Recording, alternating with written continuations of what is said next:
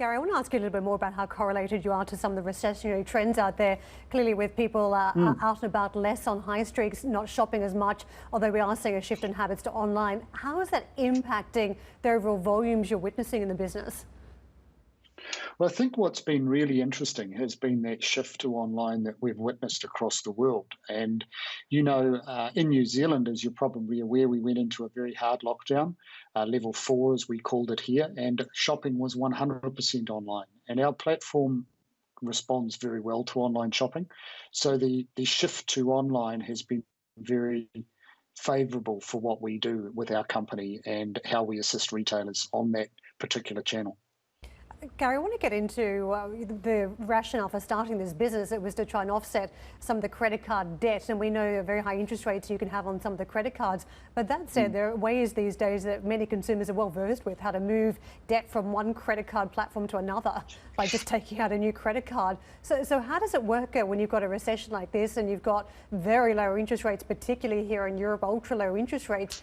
Don't consumers just naturally pivot to using credit cards instead of your laybys? Well, we actually have 85% of our customers pay their lay-by installments by debit card. So we don't see a lot of credit card transactions on our platform.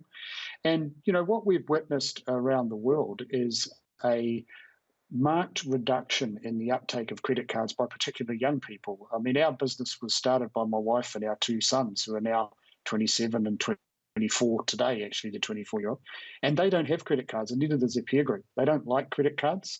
They prefer an interest-free option like the one we offer, and that's what we are seeing happen quite a lot with younger people particularly, or people who just don't like credit cards because they're ill-disciplined. The problem is, Gary, there is always someone who's got to pay, and by the way, household debt is going through the roof in the UK, Japan, Euro area, US. I can give you any of the numbers. It's like emerging markets as well, household debt going through the roof. So people are taking on more credit, despite what you say. I don't understand the business model then, because I do believe that an interest rate is paid. It's just a question whether it's paid with a higher ticket price at the point of sale, or whether it's paid, as you know, traditionally in credit cards. So what is the business model in terms of the risk being taken on? Because the whole reason why credit cards have very high amounts of interest rate is because the credit you're being given on these is unsecured in many cases. So how does this business model work for people lending money? Because you are lending money to people. Sure. So the business model is very simple. When I was a teenager, we used to have a thing called a LayBuy, LayBuy, and I understand from the research I've done that in the UK it was called a layaway and is still called a layaway in the US. And that is simply what this product is for the 21st century.